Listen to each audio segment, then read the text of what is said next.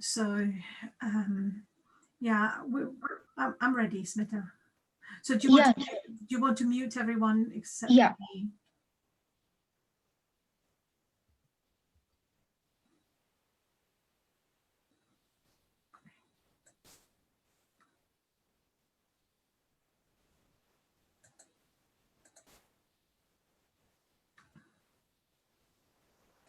Okay, so we'll begin.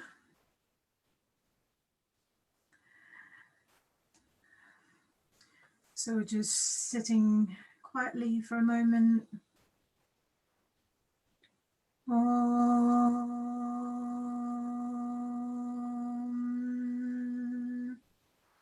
Om Sahana Bhavatu Sahano Bhunaktu Sahaviryam Karavavahe Tejasvinavaditamastu Ma Vidvishavahe.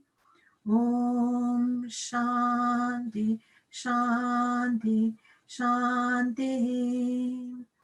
Om Sadashiva Samarambham Shankaracharya Madhyamam Asmadacharya Paryantam Vande Guru Paramparam.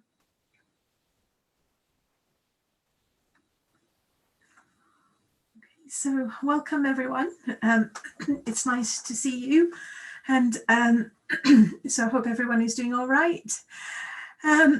So today we're going to be talking about so the nature of the self and relationship with God. So God is in inverted commas at the moment, but we will try and get rid of that eventually. So the aim today is to introduce the concept of Ishvara. So there will be just one Sanskrit word that we will talk about today, and that's Ishvara. So we will be using Ishvara instead of God, and I'll explain why later. And so we'll start with a quick recap of the previous talks. And we're going to look at a little bit of some misconceptions probably. And we're going to look at the at creation and also the correct understanding of God and the implication for our lives. And so basically we could spend at least a week on each of these objectives that I've written, but we're going to do it in like a really short time. I also just want to reassure you that there will be obviously some of the things that I would not be able to cover in detail, but then as we go on in our exploration of the philosophy, things will become clearer. So in a way, what I'm trying to do at the moment in the first 6 talks, perhaps the idea is to kind of give you the ABCD of the philosophy, and then we're going to kind of explore them in a lot more detail. So if you don't understand absolutely everything at the moment, that's absolutely fine. So what we looked at so far, what we've established so far is we all want security, we all want peace, we all want happiness. And we want to be free from these 5 sources of sufferings that we identified. So it is around not really knowing what is permanent and what isn't, what is temporary. And it is about not really knowing who we are. And it is about about attachment. And then it is about our dislikes. And then the last one was fear of death. So so we talked about these in talk 1. So we do know that the source of happiness is well inside of us, but we keep looking for it somewhere else. So we talked about this woman who was looking at a needle that was lost, and she was looking outside her hut. So this is exactly us, all of us, and that's a fact.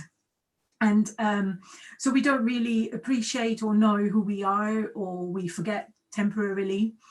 And we also looked at the concept of the 3 bodies and the 5 sheaths. And it was only to kind of get us this idea that we are not we are not this body, we are not this mind, we're not all this, but we are something different from that. And we talked about being the Atma, which is the pure consciousness, which is all pervading, unborn, and that is immortal. So we use the word Satchit Ananda in the last one. And we also kind of said that we sometimes get glimpses of real happiness, and where we kind of forget about everything else and we are just in that state. And sometimes it happens when we do something that we really love, and we've got no concept of what time it is or anything like that, and no worries, no other worries, is where you actually identify yourself with that. And also there is we kind of briefly looked at deep sleep as where the I is still there, because when you wake up from deep sleep, you know that you were there, but you can't remember a thing. But then you said, oh, I feel good. Yeah, I don't know what happened. I haven't got a clue, but it feels really good. So, and also we established that the I is the witness that's always there, but doesn't get involved with the drama. So our emotions get involved with the drama, our mind gets involved in drama, our body might get hurt, or things might happen to our body, but then the I, the consciousness, the real I, is there and is completely unaffected by any drama that's happening. So the I knows nothing about the coronavirus. So that's how undisturbed it is. Okay, so that's where we left last time. And so today I wanted to kind of just build up a little bit on just to recap about Atma, or sometimes we use the word Atman, it's the same thing. And also to kind of say that there is this consciousness that is inside us. Each individual of us is the same consciousness. It is the same consciousness. I mean, obviously, we're not all thinking the same thing, but the consciousness between us that allows us to know what we're thinking is the same in all of us. But our body is different, our mind is different, everything else is different, which is why we don't look alike and we don't think alike. And which is also why I don't know what you're thinking, and you don't know what I'm thinking, which is definitely a very good thing. We don't want to know that. Okay, so the Atma is also the true self, and is also what we call the divinity within all of us. And we will now come to explain a little bit more about why we say it's the divinity within all of us.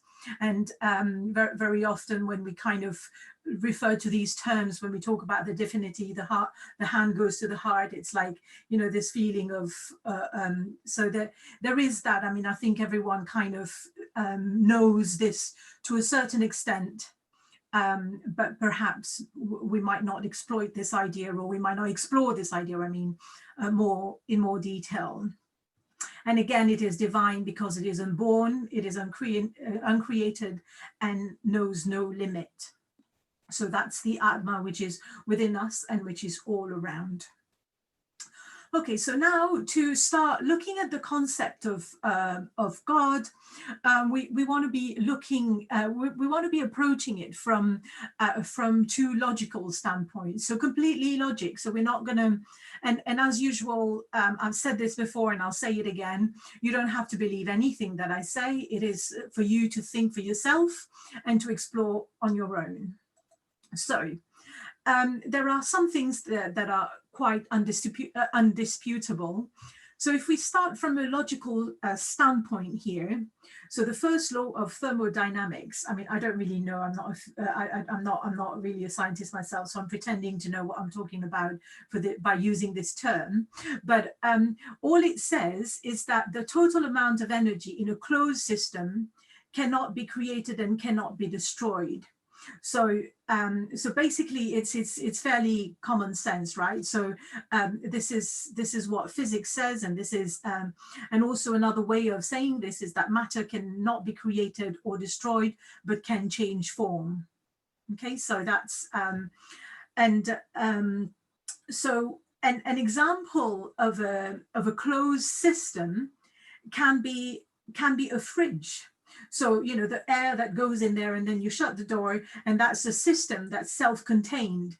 Whatever is in there stays in there. I mean, your food might get moldy, other things might be happening, but whatever is there is there. Okay, so that is if you like, just a little illustration about what we call the closed system here. There's nothing going in unless you actually open the door of the fridge. So we can think about the universe in terms of a closed system, so the whole vast universe. So the universe is made of matter and energy. Electrons and protons combine to form 92 natural elements. Okay, so that's what are the building blocks that for all that exists in our universe. So that's what science tells us. So science knows a lot about the outside world. So that's what science is very good at doing. And again, it is, well, I think I explained that in the first talk, is science want to explain about matter around objects, around things around us, whereas what the philosophy that we're studying wants to do is want to know about me, the subject, about us, who we truly are. So that is the difference. So and the second bit that I want to talk about is this law of cause and effect. So I think, again, we all agree with this. So which states that every cause has an effect, and every effect becomes the cause of something else, right? So the ripple effect, things that happens one after the other. So this is, I think these two things are pretty much undisputable. So what science says is how the world has been created is the Big Bang. Okay, so, and has got an elegant explanation about what happens, which I don't possibly get, but this is what science tells us. But then and science also says, well, that this universe can be a remnant of another universe, maybe that no longer exists. So that's how we are where we are. But one of the problems there is that what was behind that remnant, what caused that remnant. So there must be something that was there originally that has got no cause, that's just there independently of anything. Because otherwise you'll just go on and on. I mean, in a way, you can talk about what was first. It's the chicken and egg in a different proportion kind of problem. Okay, so what came first?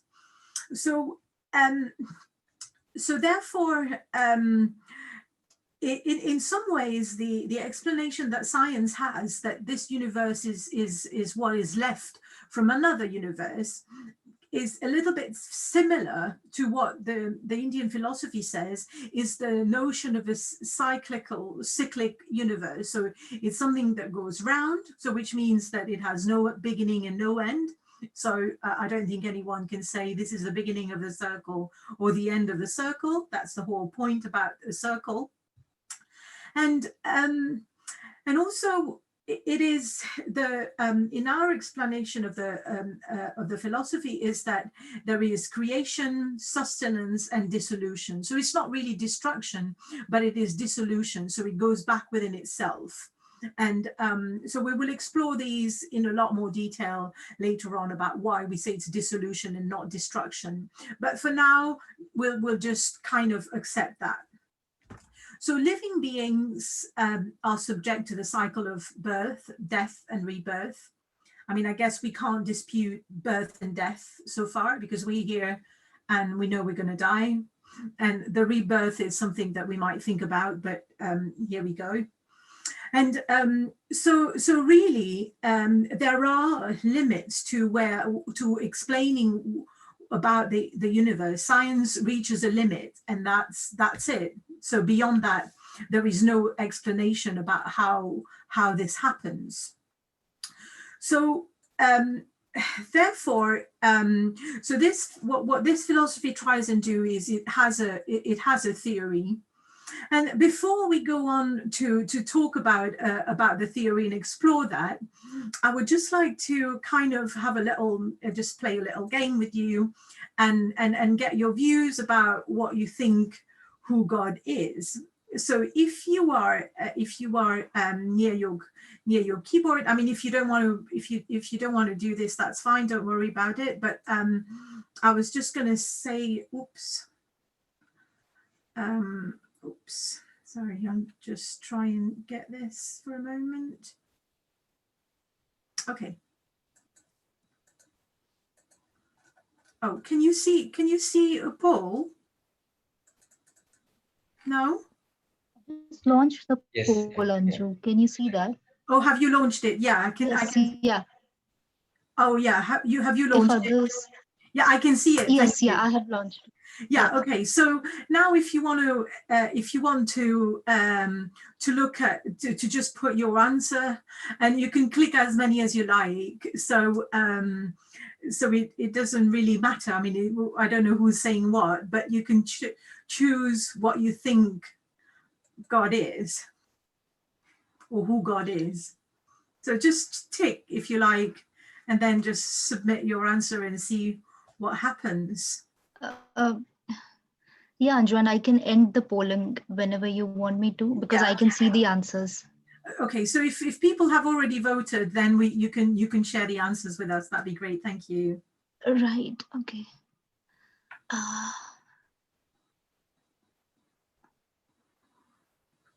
do you want me to share the screenshot, Anju, with you, or just tell you the answers? Yeah. Just tell us the answers.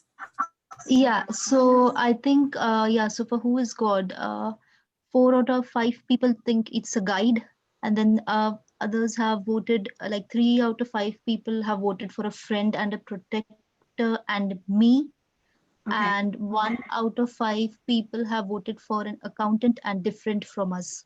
Okay. All right. Yeah. So that's really, oh, perfect. Thank you. Yeah. Thanks a lot for that. Okay, so I think this is just to give us an idea of why, when I started today, I put God in inverted commas, is just because there are a lot of, we think, I mean, I'm not saying it could be a lot of these things, but then there is, some of us are saying it's me and some of us are saying it's different from us. So it is, there is a little bit of different point of views, depending on where we come from and where our journey so far and what we think. So thank you. So therefore, I just want to kind of, which is why I wanted to use the word Ishvara instead of God, so that we can leave all our conceptions, all the things that we know about, and then use this new term that is hopefully not loaded at this moment, so hasn't got any, hasn't got any connotation for us.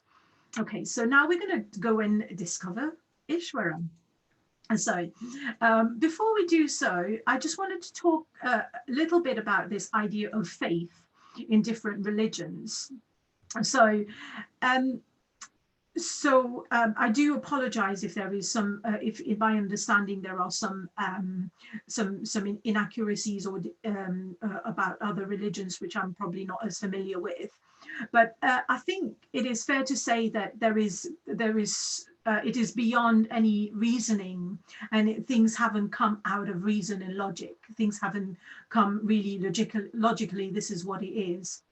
And it is a matter of belief. So in religions, we talk about believers. So you're either in or you're either out. So you can't kind of think, oh yeah, maybe, or well, you might be, but it's either you believe or you don't believe. So people are called a believer. And the scriptures or the main text that guide religions are normally unquestioned. So it is what it is. It's not open for debate. It is what it says there, and that's it. And often there isn't that encouragement to kind of say, oh well, what? Um, I mean, does that really make sense? What is this? What is this not?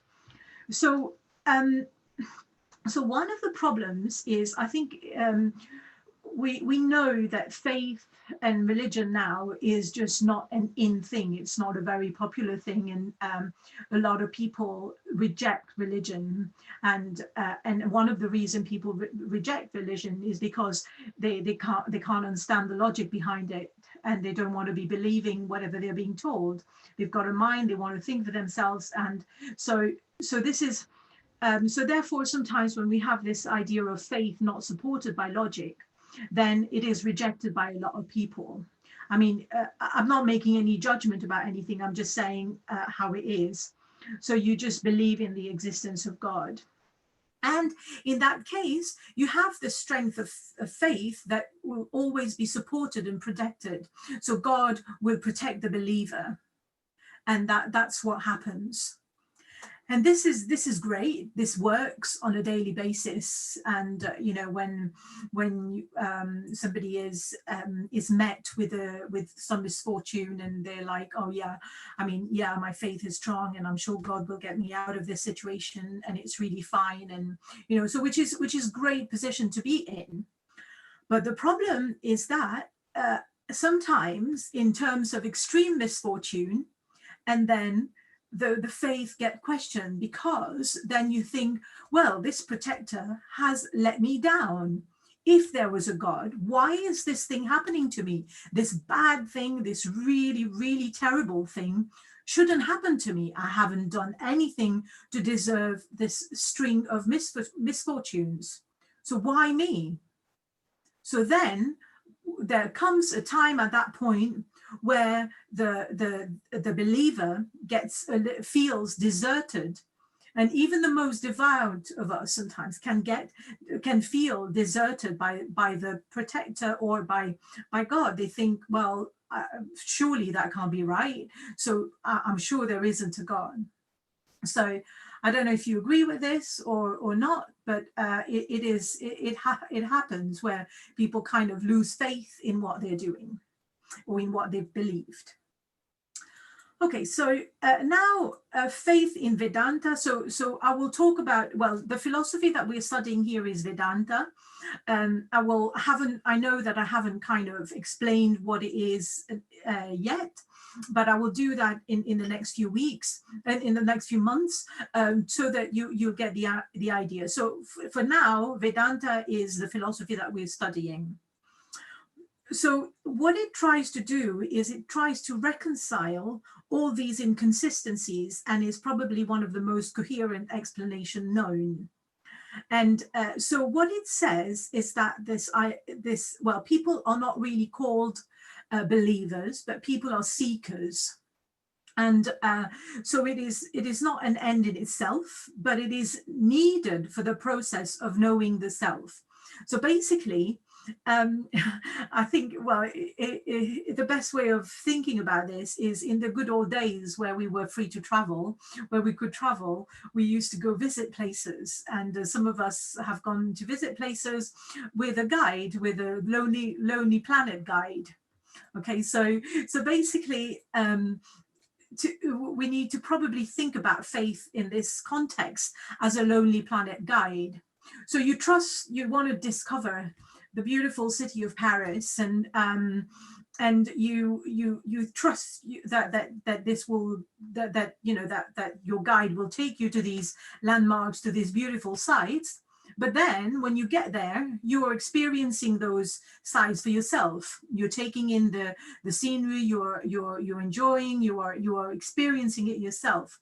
So really here, what Vedanta does is it kind of, the faith that is needed there is to trust the path, so that you've got a bit of direction. Otherwise you will just not know what to do. You get out of your hotel room in Paris and you're like, okay, what do I do now? So it's just really that map to help you discover things that you can experience. So it is also sometimes referred to as the trust in anticipation of personal verification, things that you can verify for yourself. And sometimes, I mean, knowledge is not always direct knowledge. I mean, direct knowledge, you will know if you taste a cup of tea, you'll get direct knowledge of that taste of tea. But there is also knowledge where sometimes we have to believe other people who tell us about it. But yeah, so and the thing about knowledge here, it is consistent and unshakable. So once you know the truth, once you know the logic, once you know this is why these things are, this is the logic behind it, then there is no room for to have these moments of doubts and being and you know, your faith getting shaken, because you think, yeah, okay, you understand it, you understand this, and you understand why this is happening. You get a logical explanation about what is happening. So the goal here is not to promote any kind of belief. It's not saying, you know, have to believe in this, you have to believe in that, but it is 100% personal, direct knowledge, what you can get and what you can get out of it. So when I started again, I talked about how philosophy helps us to lead a happy life. So basically, you kind of start adopting some of the principles, and then you think, well, no, this is not going to work for me. Then that's fine. You know, it's your own experience of what's going on. And then we'll now move on to the topic of who Ishvara is. Okay, so I think you all said that. So Ishvara is one who creates. So that's we take Ishvara as the creator of this universe. So it is not necessarily our own perception of what Ishvara is, but then Ishvara hasn't just created the universe, but also protects the universe and sustains the universe. So it's Ishvara sustains the universe for us.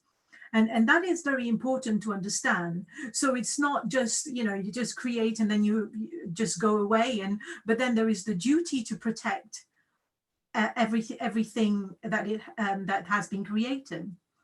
And it is the source of blessing as well. So something that is positive, that's enabled us to progress in our path. So this role of creator, protector, and sustainer is, you would think for a child, this is the role that a mother plays. So the mother brought the child on this planet. The mother protects, the mother sustains, and the mother is always there to bless the child. Okay, so that is the role of the mother. So similarly, Ishvara is for the universe, the creator, the protector, and the sustainer. And it is one because of whom the universe has happened and everything exists. So it is the cause of everything. So when we started, we kind of talked about that cause behind the Big Bang, the cause that we didn't know. And this is what the creator is. So it is the real master who has no other masters. So we're all accountable to someone else. We're all, you know, we all need protection of something else or someone else. And, you know, so the person, well, the whatever exists and has got no one that they're accountable to or dependent on, and that is Ishvara. So just very different. And also one who doesn't look up to anybody or who's not lauded by anybody else. So even, you know, Ishvara doesn't need anybody else for protection. The police commissioner needs other people to protect them, and those people need somebody else to protect them. So there's always that chain that goes on, whereas Ishvara is the one that needs no protection whatsoever. So now this is really important, and so Ishvara is the first cause, and this is the uncaused cause, right? So if we go back to our law, to our second law that we talked about, cause and effect, and this is the uncaused cause, and this is what. So Ishvara is the cause, and the effect of Ishvara is this universe that we can see. Okay, so that is the cause and the effect, and then that cause hasn't got another cause, which is what makes it very special. So this is what Ishvara is. And now to talk about two type. Well, we've called it here two type of causes. So there is what is called a material cause and an efficient cause. So I will explain what I mean by this. Okay, so a simple example is, let's say we want to make this wonderful meal. Okay, so the material cause for that meal would be the ingredients that you have chosen very carefully, right? So this will be the material cause, because without ingredients, you can't really make a meal, okay? Not even the best cook. Okay, and then you need a medium to cook. You need pots and pans or things to do it. So all these are your material cause for the meal. And then if you just bring all these and then put it in the kitchen and then go out for a walk, and would anything have happened to these ingredients, to these material causes? No, not really. I mean, the cook needs to be there, need to be present there, and the cook is the actual efficient cause because of whom things are happening. Okay, so here another example is let's say a potter who's making a pot. Okay, so the potter makes a pot, and to be able to make a pot, the potter needs to know how to do it, needs to have the skills to do it, needs to know the temperature at which things need to be done, and the right amount of ingredients to put in. Similarly, our cook needs to know all this as well, needs to have all this knowledge about what is going on in that food. Okay, so in both these examples, you will see that the cook is the efficient cause and the potter is the efficient cause that have got this wonderful set of skills to actually make things happen. So here, Ishvara is the efficient cause that makes that is behind whatever else happens. So things do not happen without an efficient cause. Okay, so so I won't really go into this idea so much now, but so therefore this is the important point that I want to make, is that in the same way that the potter needs to know all the information about how to make a pot, Ishvara possesses the knowledge of the universe. Ishvara is, sometimes we say God is all-knowing. Okay, so if you've created something, you know what you've done, right? So mainly, okay, so essentially that's what we mean when we say Ishvara is all-knowing, and because you can only make the universe, if you can only do that if you know what goes in it.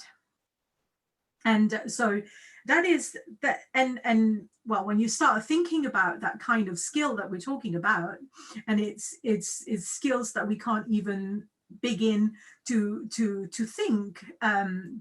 So okay, so I will talk a little bit more about that.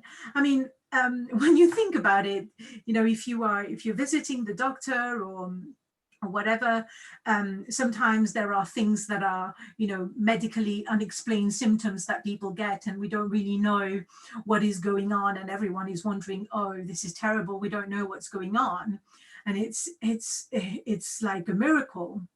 But actually the miracle is that everything goes right most of the time. I mean, you know, that is the real miracle. I mean, you know, just how perfect is our body, how perfect is our mind, how the mind is the most wonderful thing that we know of, the human mind. I mean, you might say, oh yeah, the supercomputer is wonderful, but then who made that supercomputer?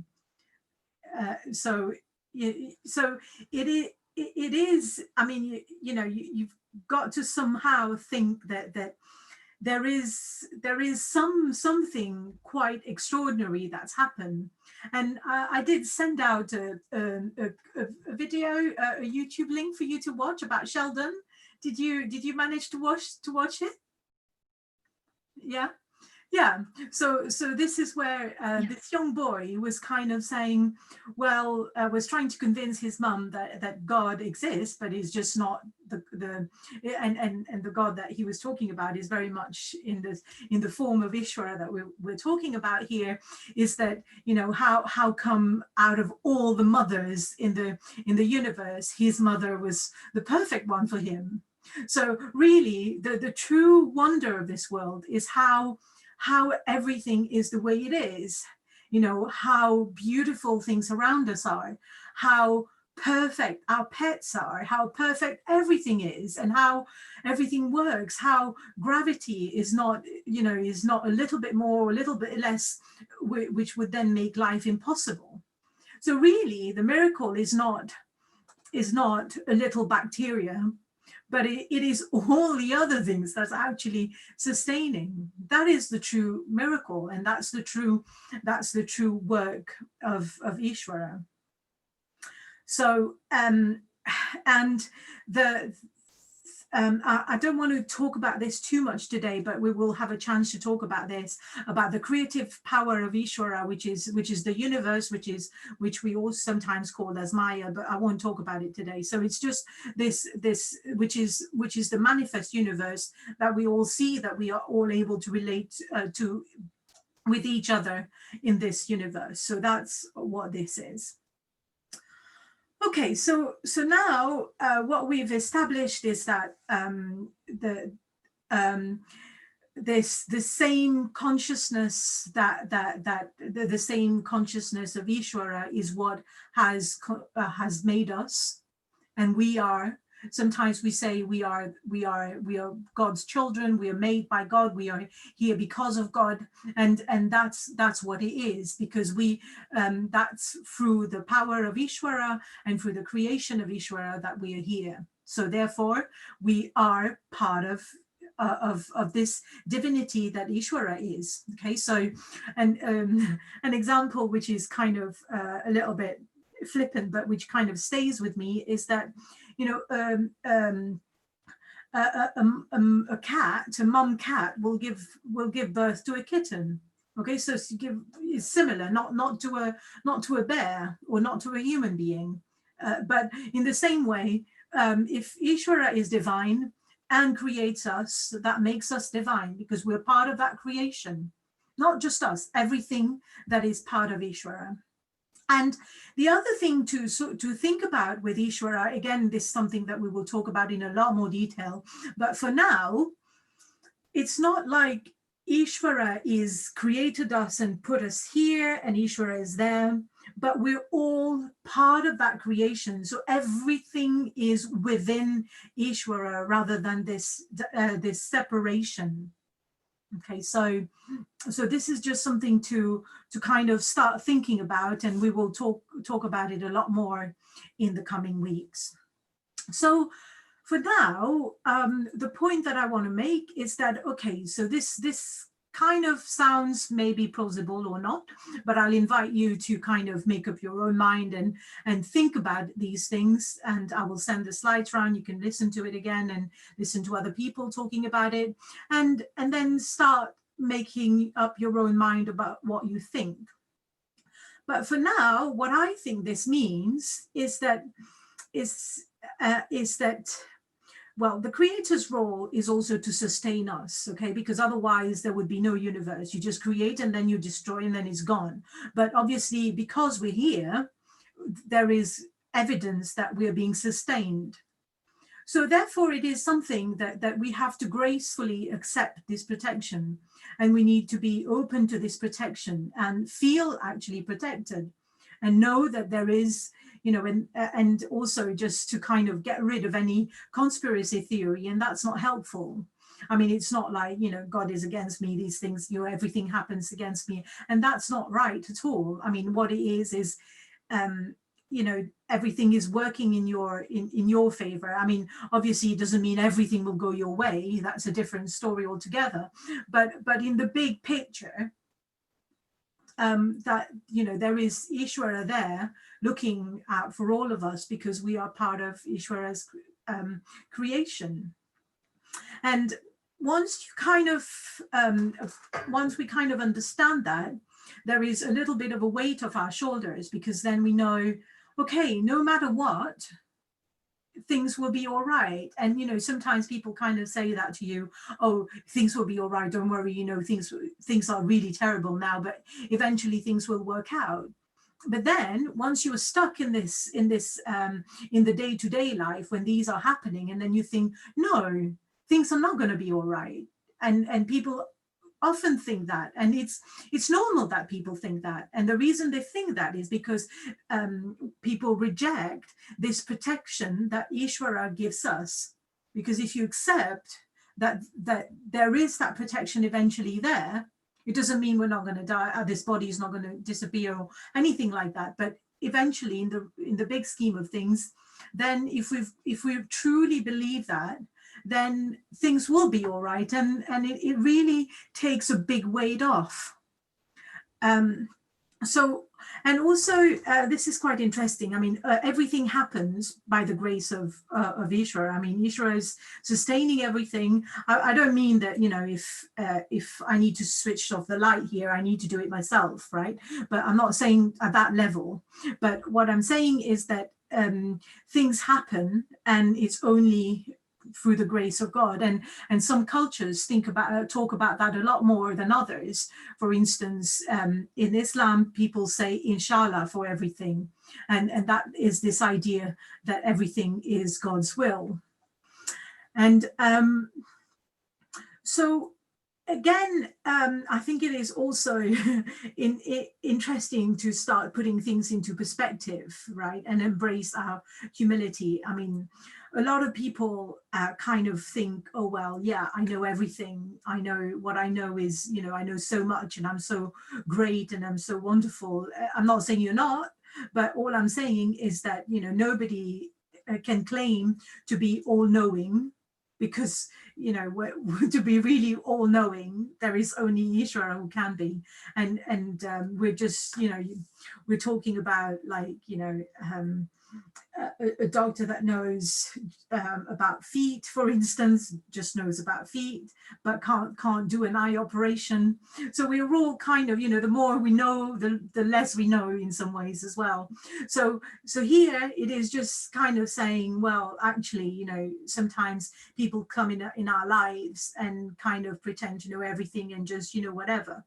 But, you know, just it's nice to kind of hang on a minute. I mean, just to know that, okay, well, no, you know, there is something a lot bigger than us, and there is something there that is well beyond us. And again, a little bit related to what I've said is that everything is just as it should be in the universe. So the creation is perfect, and everything is just as it should be. Okay, some things are not going right at the moment, but all it means is that something is not at the right place at the right time. And it doesn't mean that it hasn't got a purpose. So everything that is in the part of this creation is here for a special purpose. And that's include every single one of us and everything else. And now I'm sure the gardener amongst us are saying, well, surely the weed in the garden is not meant to be there, or it's a pain, right? But really the thing about the weed is that it's just there at the wrong place at the wrong time. Weed have got important properties, important role to play, otherwise they wouldn't exist in the universe. And the other important thing about accepting Ishvara creation is this ability, or makes us understand that everything is part of life. Okay, so when things are good, it's part of life. When things are bad, they're part of life. Ugly is part of life. Pungent is part of life. Everything that's bad, everything is good, is part of life. Okay, so it is kind of being more accepting to things like that that's around us, because everything is actually Ishvara, is the manifestation of Ishvara. And another thing about, you know, understanding that this is Ishvara's creation is to start appreciating. It makes us appreciate the wonder of the universe, its beauty, its perfection. So the beautiful sunsets, the beautiful things that we see, and we're all local, so we all know the wonder of nature, the marvelous things that happens. And it's just to kind of, take a moment, appreciate these things, and really take in that beauty, that's perfection that's around us. And it's just a different way of seeing life altogether. And also by accepting the creator, and by knowing that we come from this creator, it also helps us to celebrate the divinity in ourselves. And how that helps us in a daily life is that this helps with our self-respect. I mean, I'm not a nobody. We're all here by the creator, and everyone is as worthy as anyone else.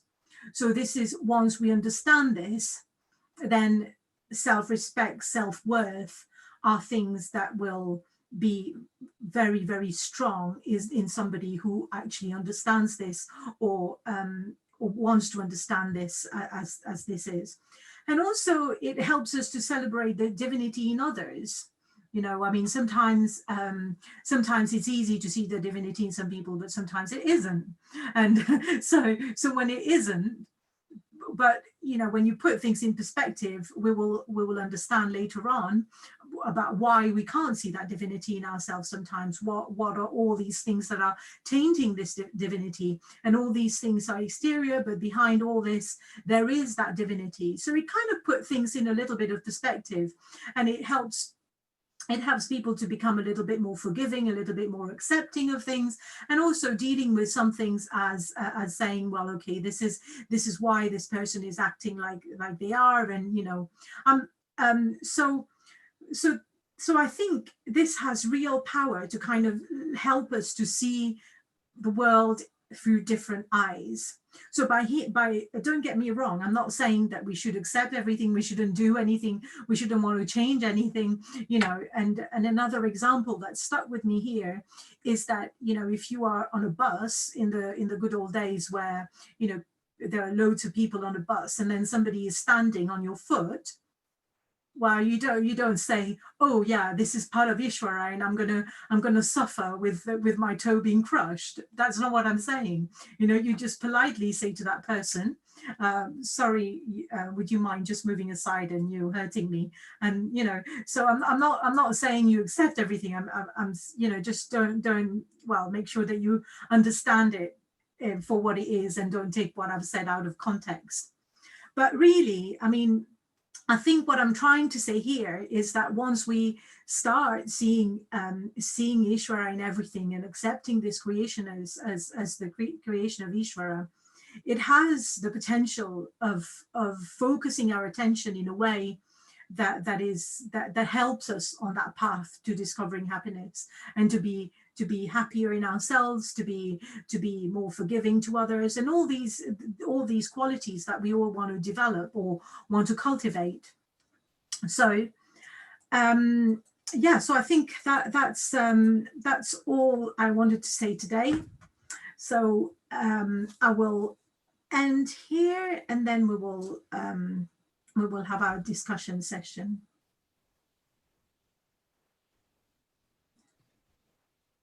Om Purnamada Purnamidam Purnat Purnamudachyate Purnasya Purnamadaya Purnameva Vashishyate. Om Shanti Shanti Shanti. Om peace, peace, peace.